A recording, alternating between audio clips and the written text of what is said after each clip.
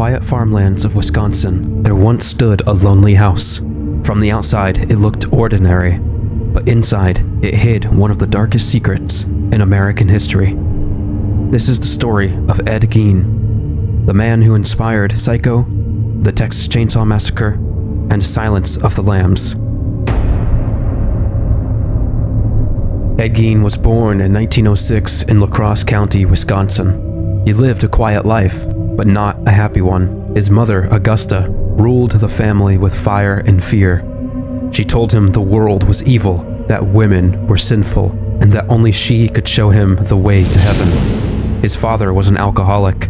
His brother, Henry, died mysteriously in a fire, and Ed was the one who found his body. Then, in 1945, his mother died suddenly. For Ed, it was the end of the world, and the beginning of something far worse. After his mother's death, Ed sealed off her rooms, leaving them exactly as she left them, untouched, preserved, like a shrine. The rest of the house fell into ruin. Rotting food, piles of junk, books about anatomy, cannibals, and Nazi crimes. He became obsessed with death, and soon he would bring that obsession to life. Ed wandered the local graveyards. He dug up recently buried women who reminded him of his mother. On November 16th, 1957, the town of Plainfield woke up to horror. Bernice Worden, a local hardware store owner, had vanished overnight. Her son told police that Ed Gein was the last customer he saw that day before buying antifreeze. Police drove to Ed's farmhouse. The door creaked open, and what they found still haunts investigators to this day.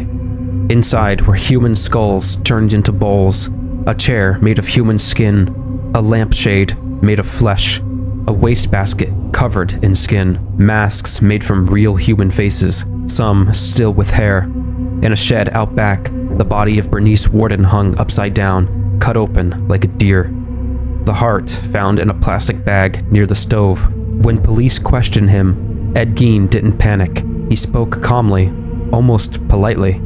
He admitted to robbing graves and to killing Bernice Worden and another woman, Mary Hogan.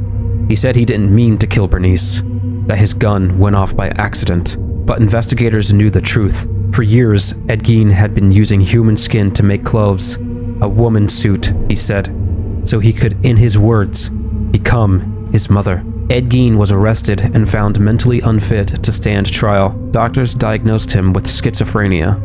Over a decade later, in 1968, he was declared competent. His trial lasted just 1 week. He was found guilty, but legally insane. Ed Gein spent the rest of his life in a mental hospital. He was quiet, polite. He even worked as a handyman for the staff. In 1984, at the age of 77, Ed Gein died of lung cancer. The farmhouse burned down in 1958. No one knows who set it on fire, but the legend of Ed Gein lived on. He became the inspiration for Hollywood's most terrifying characters, Norman Bates, Leatherface, and Buffalo Bill.